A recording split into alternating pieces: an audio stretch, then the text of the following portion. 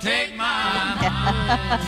All right, here is about the safest bet you can make about this weekend's Kentucky Derby. A lot of people are going to be watching the race, and they're probably going to be sipping on bourbon. I've had a sip of a mint julep there. Okay. I was pregnant, so it was just a sip, but it was good. It's really good. Was it tasty? Yeah. But if you're under the impression that only good bourbon comes from the Bluegrass State, well, it's time to pour yourself a glass of an award-winning whiskey made here in Georgia. Hopefully, Paul will bring some back. And speaking of Paul, good day, Atlanta's Paul Milken stopped by Old Fort Distillery in Atlanta, where the team has really struck gold. Yeah, good morning. I know another very tough assignment. I have to spend the morning surrounded by bourbon, and it's really good bourbon too. Here's the thing, Old Fort Distillery had to let this age for 4 years, and throughout the 4 years, you just don't quite know how it's going to come out, right? Well, thankfully for them, it came out really well, and it recently won double gold at the San Francisco World Spirits Competition.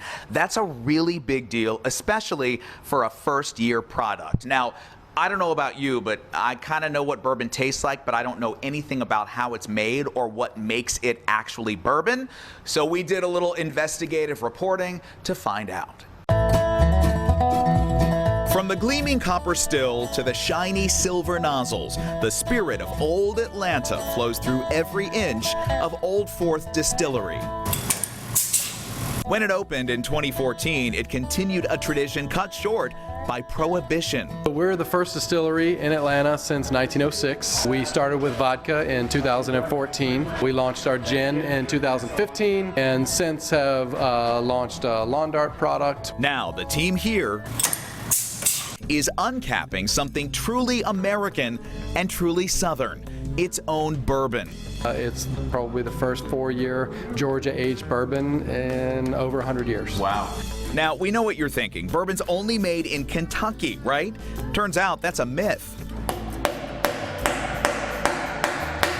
But there are some very strict rules when it comes to barreling a bourbon.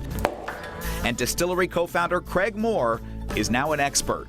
It has to be made according to the laws and regulations in the United States. The mash that you make the alcohol from, the fermentation, has to be at least 51% corn. Also, contrary to popular belief, there's actually no time limit. So the liquid can sit in a new American white oak barrel, that's one of the rules, that's charred on the inside for literally a day, and you could technically legally call it bourbon. Don't worry, the bourbon here has been aging for more than a day. In fact, it's been 4 years in the making. This is barrel number 1, filled up back in 2015.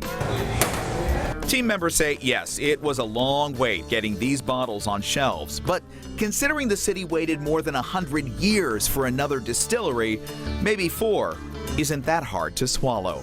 And if you are interested in tasting the bourbon, a really easy way to do it is to come here to Old Fort Distillery and take a tour and a tasting. And this is not a quick little tour. This is 45 minutes to an hour where you really get an education on not just the process of making the products, but also kind of the history of distilleries here in Atlanta. As you may know, this was the first distillery since the 1900s when it opened here in 2014. But again, the best part is you get to taste the product, and I have learned how to do that now. I've learned how to kind of swirl it and you sniff it. And before I take a taste, let's just fade the camera out right now so my bosses can't see how much I drink. And oh yeah, back to you. There he goes.